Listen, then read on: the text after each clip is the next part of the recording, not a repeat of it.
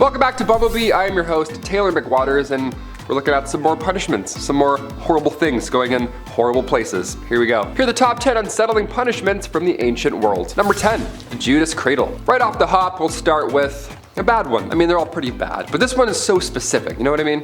This was a brutal torture device used in the medieval ages to punish those who were accused of adultery or blasphemy. Yeah, adultery. This is what would happen to you. Imagine this. The victim would be placed on top of a pyramid-shaped seat, not really a seat at all, just a sharp pyramid, and they'd be slowly lowered onto it by ropes. Now, the pointed tip of said seat/pyramid would penetrate their anything in this region at all bad, all rough time. And this, of course, would often lead to death due to infection. The Judas cradle was painful, it was intimate, and it was slow. It was horrible. It was considered an effective way of obtaining confessions from suspects. Even if they were innocent, they're like, sure, I did it. Get me off of this thing. What the fuck? This painful and gruesome method of punishment is thankfully no longer in use today, obviously, but occasionally I'm gonna pop up and remind you not to forget about it. It's horrible. The Justice Department has things to fix today, sure, I'll say that, but at least we're not lowering the accused onto the chair of death. Let's leave that one in the past. Number 9, the choke pear. Great name, already looking forward to this one. Also known as the pear of anguish. The pear of anguish was a medieval punishment device used to humiliate its victims, really. The device was inserted into the victim's mouth, or again, other places, and then slowly expanded open using a screw mechanism until it reached its full size. Yeah, almost like something from Saw, just like that, exactly. This caused immense pain and often resulted in permanent injury, or, of course, as you can imagine, death. The choke pear was also used to extract confessions from suspects or prisoners. Despite its gruesome nature, the choke pear actually remained in use for centuries and was only officially banned in the 19th century. Yeah, you're like, what is this, ancient Egypt, Rome, Greek, what is this? No, it's like 200 years ago. Today, examples of the device can be found in museums, so if you see something that looks kind of like a choke pear, they're all fancy for some reason. Take a minute and reflect on these horrors. They used to punish men for homosexuality with a choke pear. Humans are disgusting. Number 8, scaphism. First used in ancient Persia. The victim here would be stripped naked and placed inside of 2 hollowed out tree trunks, or sometimes boats. But only their heads, hands, and feet were exposed. You were literally stuck in a tree. Now, if that's not already uncomfortable and haunting in the hot sun already, they would then be force-fed honey and milk until they were extremely ill. And of course, all of that happening in tight quarters inside of a tree trunk. Well, as time passed, maggots would eat away at the victim's flesh, causing infections and gangrene. And also, it's horrible. It's so uncomfortable. The process could take days or even weeks to kill the victim. This method of punishment was meant to be slow and painful. And of course, the typical ancient fashion, it was very public. Everyone came out to watch, serving as a warning to others who may have committed similar crimes that somehow deserve being stuck in a tree. No way. Number 7, the punishment of non-existence. Ooh, this one's pretty good. It's different, but it's definitely worth a mention on our list today. When we talk about pharaohs or pretty much anything from ancient history, we know nothing. I mean, really, so many books destroyed, that much time passed. There's countless leaders that we know nothing of, and it has a little something to do with damnatio memoriae. Damnatio memoriae was a practice in ancient Rome that involved erasing the memory of an individual or group from history. Just ever gone. Control-Alt-Delete. See you later, Brad. This was done by destroying any and all physical evidence of their existence, such as statues or inscriptions, and banning the use of their name. That's incredible. It was typically used to punish individuals who had committed treason or other crimes against the state, but it could also be applied to those who were, well, simply unpopular with the ruling class. Yeah, getting canceled, but in ancient Rome. There we go. Some guy's scratching your face out of a rock. He's like, nah, you don't exist anymore, buddy. How's that sound? That's horrible. That is so, I mean, cutting to 2023 now, yeah, they're gone. We have no idea who they are. The effectiveness of this varied depending on the circumstances. I mean, in some cases, it succeeded in erasing the memory or the group completely, while in others, it only generated more interest in them. You know what I mean? You cancel somebody now today and you're like, well, who are these people? What did they do? Today we do this, but it's just, you know, blocking somebody on socials.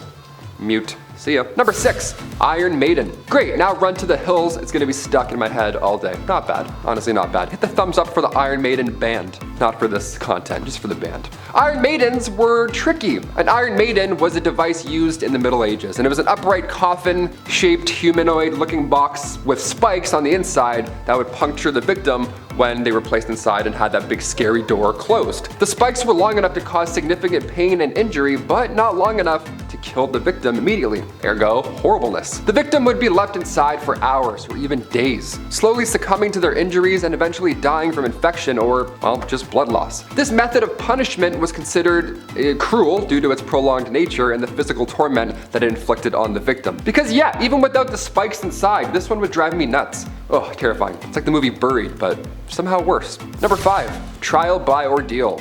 Trial by ordeal of water was insane. It's honestly hilarious to think of. It was a medieval method of determining guilt or innocence. Now the accused would be thrown into a body of water, often a river or a pond, something dirty back then, and if they floated, well, it was believed that God was protecting them and that they were innocent. But if they sank, however, well, they were deemed guilty. They were naughty, right? This practice was based on the belief that water, being a pure element created by the Lord, would reject impurities such as sin. And it was also thought that drowning was an acceptable punishment for those who were deemed guilty. Because, yeah, sure. The trial by ordeal of water was widely used throughout Europe during the Middle Ages and continued until the early modern period. So yeah, it lasted a while. However, it was eventually abolished due to its high mortality rate and, well, lack of reliability in determining guilt or innocence. It was a bunch of bullshit. Who knew? Water rejects impurities. That would be jarring. You try and have a bath, you just get launched out, and you're like, oh, okay then. Gotcha. Heard. Number 4, the lead sprinkler. The lead sprinkler device dates back to medieval times, as all these great gadgets do, and it was used as a form of punishment for those who committed crimes such as heresy or treason. The device consisted of a hollow metal sphere with a long handle. It looks like something you'd get from Elden Ring. It's like a weird looking wand, I don't know. It was then filled with molten lead or boiling oil. You already know where I'm going with this one. The Punisher would then hold the sphere over the victim's naked body, always naked again, and then allow the hot liquid to drip through small holes onto your skin, causing severe burns and excruciating pain. Now, over time, variations of the lead sprinkler were developed, including ones with multiple spouts to, increase the amount of liquid being poured onto victim or victims. Yeah, they got creative. Just the thing you want to hear in this kind of list. They toyed around with some ideas, sure. Number 3, the guillotine.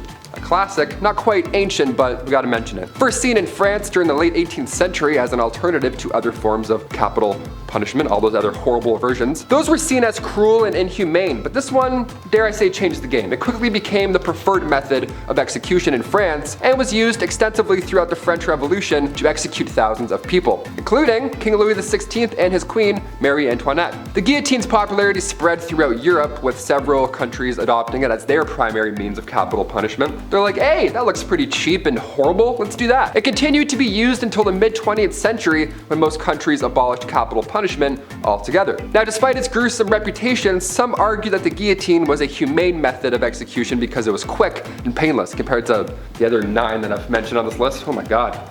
Number 2, the thumbscrew. This one, for some reason, this one hits me the most. Thumbscrews were a method of inflicting pain by crushing the fingers or the toes or sometimes the knees. They would make massive thumbscrews. Knee screws almost. The victim's digits were inserted into the screw and then it was slowly tightened, causing, of course, excruciating pain and potentially permanent damage. This form of punishment was commonly used during medieval times, of course, and as means of extracting information. Yeah, if you do that to me, I'll say anything in 4 minutes or less. It was also seen during the Spanish Inquisition to force confessions from those suspected of heresy. Thumbscrews were often made of iron or brass and could be adjusted to increase or decrease pressure on your body. Anywhere. Like I said earlier, they would get creative with where they would put these screws of death. Not good. Despite its brutal nature, thumbscrew torture remained in use for centuries before eventually falling out of favor due to its, well, extreme cruelty. At what point do you decide, right? Like some guy's like, you know what?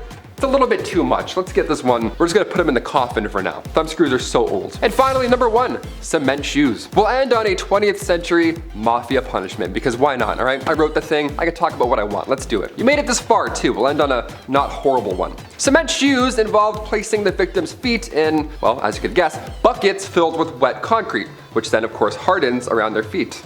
Science right there. That's how that works. Unless you have a moving truck thing, then that cement's gonna dry pretty fast. At that point, you're unable to move or escape and the victim is then thrown into a body of water to sink down and drown. This brutal technique was popularized by organized crime groups and mafias and stuff like that back in the early 20th century as a way to dispose of informants or those who had betrayed the group. Betrayed the mafia. The first recorded use of cement shoes was in New York City in 1935 when 2 victims were found dead with their feet encased in concrete. Yeah, new fear unlocked. I never knew. There we go. I'm Taylor McWaters. You're you. Keep watching and we'll see you next time on Bumblebee. Peace.